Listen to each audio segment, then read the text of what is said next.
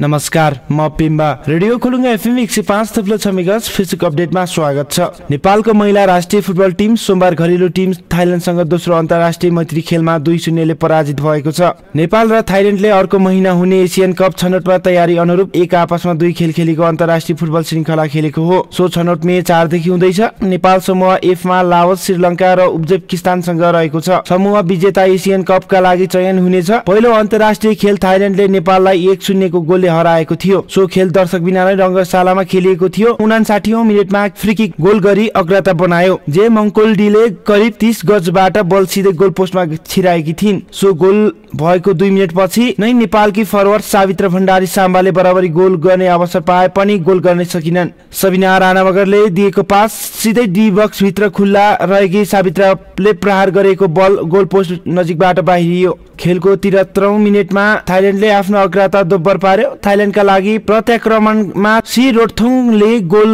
गरिन्। मैदानको दायाँ भागबाट डी बक्समा आएको क्रसलाई सदुपयोग गर्दै रोडथोङले गोल गरेकी थिइन्। यस्तै समाचार हेर्न र सुन्नका लागि हाम्रो Facebook page radio Kholunga FM 105.6 megahertz र टिकटक आइडी रेडियो खोलुङ्गा र युट्युब च्यानल रेडियो खोलुङ्गामा हेर्न र सुन्न सक्नुहुन्छ।